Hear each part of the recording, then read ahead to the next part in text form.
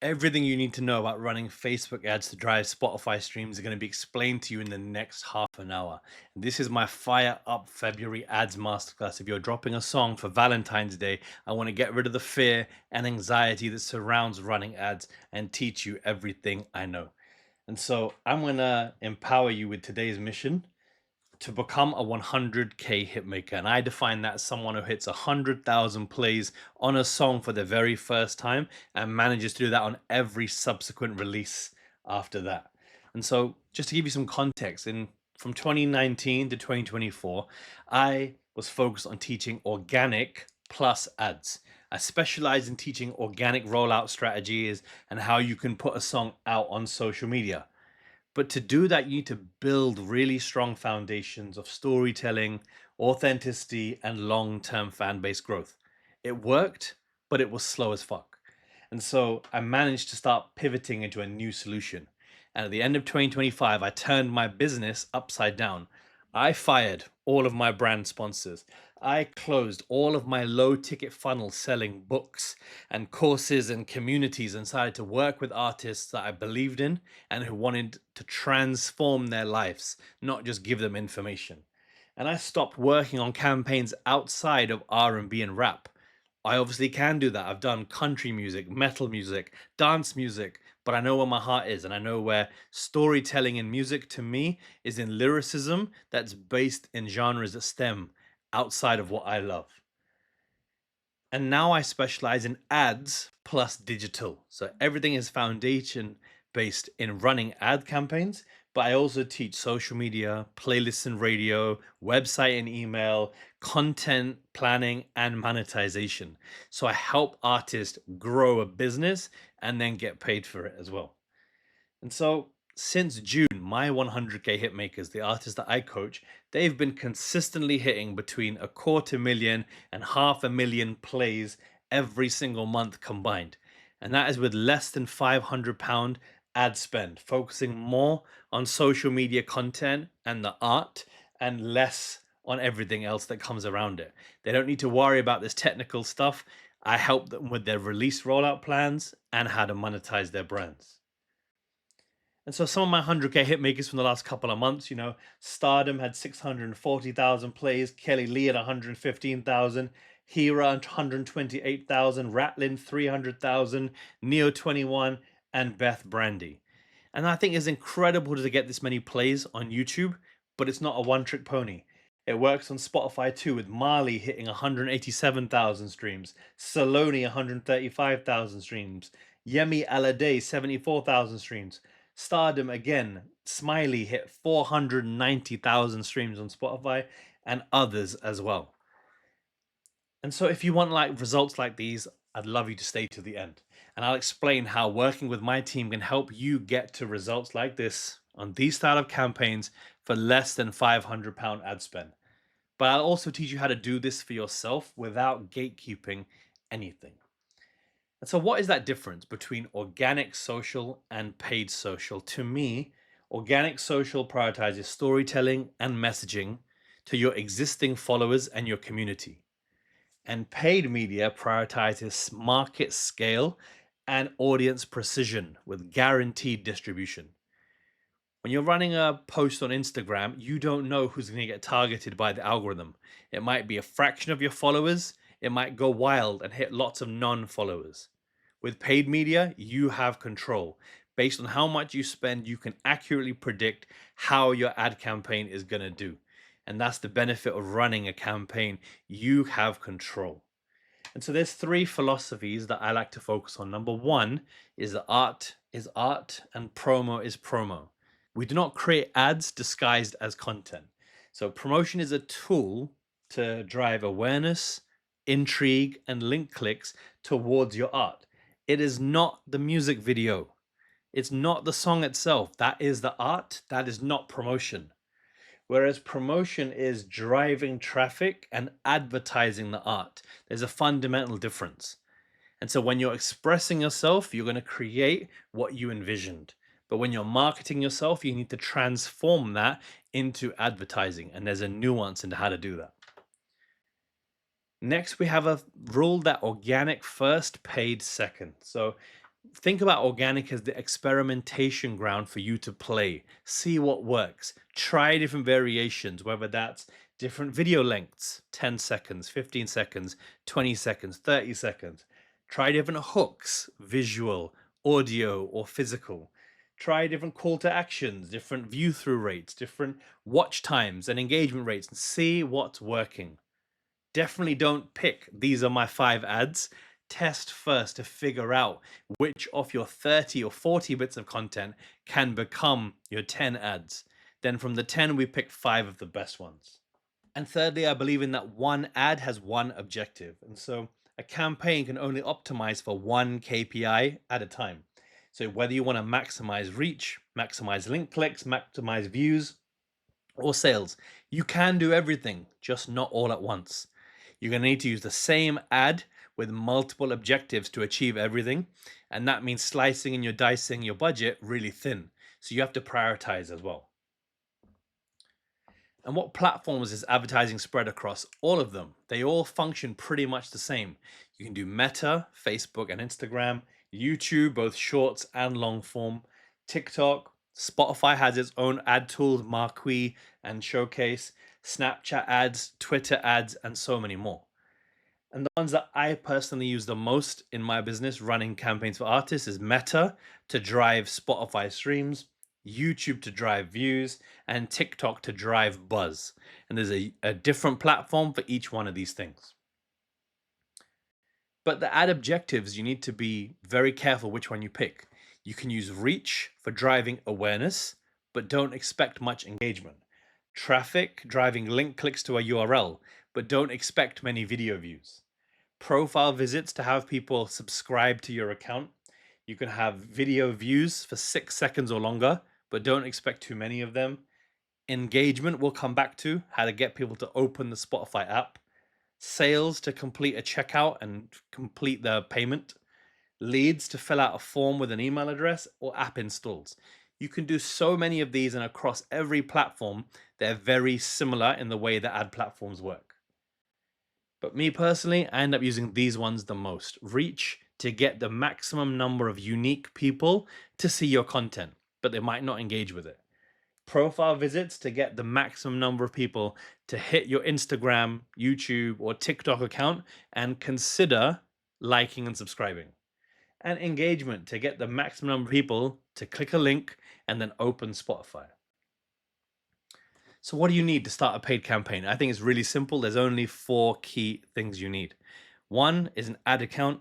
Two is a payment method, like a debit card, a credit card. Three is a pixel, which is a tracking cookie that follows you across the internet and makes sure every click turns into a verifiable stream, and a landing page. And I think the ones that are most important are these. So when I'm working with a client, I make 1 pixel per artist. I look after the landing page, which looks something like this. You can use any service that works for you, whether it's DistroKid's Hyperfollow, whether it's Linked Fire, whether it's Hyped It, like the tool that I use, or Feature FM. No matter what you choose, as long as you can install a pixel in the link, it doesn't matter. And you get a link that looks like this. So your Spotify, Apple Music, Amazon Music, and all the other streaming services. You can turn off the streaming services that don't make sense to you. And it shows you how many link clicks you're going to get and how many of them turn into streams. But more important than the technicals is the strategy. And so, what do you want to achieve? Do you want to grow your followers? Do you want to build a buzz on social media? Do you want to drive streams to the song? The lower down the funnel you go, the more expensive things become. At the top of the funnel, at the building awareness and followers, super cheap. But growing a buzz and growing streams gets more expensive the lower down you go. And so imagine you had to rank these priorities as budget percentages. This is what I get every client to do when I start a conversation with them. So I say, where do you want to spend your money? Some people will put 100% into Instagram boosting, thinking if the content gets seen, people will fall in love with the song. Other people put 100% into streams, saying, don't care about social media, I only care about streams. Some people are somewhere in the middle. And a balanced campaign to me looks sort of like this: 40% in streams, 20% in views, 10% in subscribers, 20% in Instagram boosting, 10% in TikTok boosting, depending which one is your primary channel. And so when we have this information, it becomes a media plan. And this is the first thing I do for every single one of my clients. We hop on a call on Zoom or on Google Meet and we build a plan like this. And so this artist in particular had an example £1,375 budget. 80% of that becomes the advertising budget, and 20% is my fee. It's the most ethical, sustainable way of working with someone. I don't charge a flat price. It's a percentage of what you're ready to spend. So the more you spend, the more I grow. Therefore, I want to do better for you. So you inevitably spend more and work with me long term. And so this artist spent 36% on meta ads driving to Spotify, 45% on YouTube views, and just 10%, or a little bit less than that, on Instagram and TikTok boosting before and after the song was out. So let's dive into that detail. So I like to split the budget into two clear phases. Phase one is pre-marketing. You want to run up the views with the perfect target audience, people who love rap, who love R&B, from the perfect countries you want to target. Phase two is you are going to retarget all of those people who've been engaging and send them to Spotify. This is going after a warmer audience who's already heard of you, rather than a cold audience who've never heard of you. And so that's the difference there. Not enough coaches and marketers do phase one. They jump straight into phase two once the song is already out. To me, that is too late to start your ad campaign. It begins when you begin your campaign. This is the testing and learning, seeing what works and what drives the most results. And the other unique thing that I do is I also spend about 45 to 50% of the budget in the first week after the song comes out. So you want to definitely accelerate this little week here after your song is released. And then you have the next 3 weeks of the campaign, you're spending less than what you've spent in this high pressure week. You're keeping the campaign rolling, but with less budget. So you might have a 20% upfront and the whole 3 weeks here, 45% in this 1 week, and then 35% across 3 weeks. That is just an example of how you might phase a campaign. And so here's a quick case study. This is Kelly Lee, a dance pop artist, one of my clients. Been working with her for about 3 years now. And we did this exact process. So when the song came out, you can see her views are typically 3,000 to 4,000 views per reel. When running her ads, we're going to run reach ads onto these. So we're going to accelerate the number of views per post, crossing 70K, 170K, 25K. We're testing and learning, you see. And what happened naturally is that Kelly Lee had a lift in radio play from all the presenters and the producers who follow her. She had an increase in followers and engagement. And she grew in confidence and her excitement, the fact that her song was getting so much steam. She had social clout from her family and friends at gatherings and barbecues, telling her they've seen her song and they love it. She had other artists take notice and slide in her DMs. Because as musicians, we never praise people publicly. We always do it in private. It's just the way we're conditioned, right? And so she began to see the growth in the pre-marketing, and that directly corresponded to post-marketing. So on this video, she had 212,000 views, as well as 2,000 likes, and she tripled in subscribers from 3,000 to around 10,500. She had from less than £500 ad spend, she had 200,000 views on YouTube, 100 times more interactions, 10 times more comments. And the song, guys, it hit 50,000 streams with no ads running on Spotify or from Instagram to Spotify. No editorial playlist to help. It was purely the power of YouTube and her brand building as well. But this is just one artist in one genre with a bit of buzz. I took a brand new artist, Ratlin. He had almost 0 followers on YouTube when we first started. He'd been a drill UK rapper for a long time, but he'd been away. And when he came back, he dropped 3 music videos and they've combined to over 1 million YouTube video views. The first song was Crime Rate. It did 449,000. He very quickly followed that up with another video. And I retargeted everyone who had seen Crime Rate as the perfect target audience for the next song could have been me. Then when the third freestyle came out, Pain Made Me Freestyle, I retargeted everyone from Crime Rate and Could Have Been Me. And that's why the third song has almost crossed 1 million plays. 889,000 views with less than £500 ad spend. The results go crazy. I target followers from all around the world, but who are still interested in UK rap and interested in rap freestyles and interested in rap music videos. They have relevance, but they're just from any territory in the world. And one of the nuances of my campaign is I go broad for the first 7 days, but then I go precise from day 7 to day 14. And another case study for Jessa Sky. And so I worked with her for a long period of time, but she has an always on strategy. She's spending a small amount of $100 to $200 Canadian every single month. And what I'm doing with her is directing to the full playlist of the album on Spotify in the description of every YouTube video. And we run a double objective. So not only views, but also subscribers and engagement as well. And this is helping Jessa grow her account consistently by putting big views on the original videos and then steadily increasing every single month.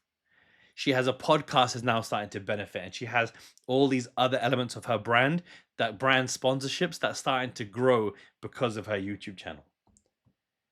And so if everything I've just taught you feels too technical, and if you don't want to take your focus away from music anymore, I want to help you. The way that you can do this, and I hope this training has been valuable with no gatekeeping from the bottom of my heart, but I'd rather just do this for you. And so if you want, my 100K Hitmaker team can run your next campaign for you. If you scan this QR code right here, it'll take you to a quick application form. I want to know when your song is being released, so we have enough time to work on it and build a media plan, what your goals are, what you want to achieve, why you want to work with me rather than someone else, and how many average streams you get per song, so I can give you a realistic target of what you can aim for. I only take on 5 campaigns per month. Otherwise, I get fully booked with all the artists trying to work with me. So get in quick. And if you want to work on a song campaign coming out for Valentine's Day or into the spring 2026, I would be down to work. What we do is we book in a call. I genuinely want to listen. I want to understand your priorities, not just force a one-size-fits-all model onto you. And I want to explain the process of how this works. The campaign budget is 100%. Your advertising budget is 80%. And the All About Helping Musicians fee is 20%. It's the most ethical, artist-friendly model I could dream of. And so I want to work long-term with you. I don't want to just do one release and never speak again. I want to be your partner in this music game for every release you ever drop. And so thank you so much for being here. It means the world from the bottom of my heart. And I would love to work with you in the very near future.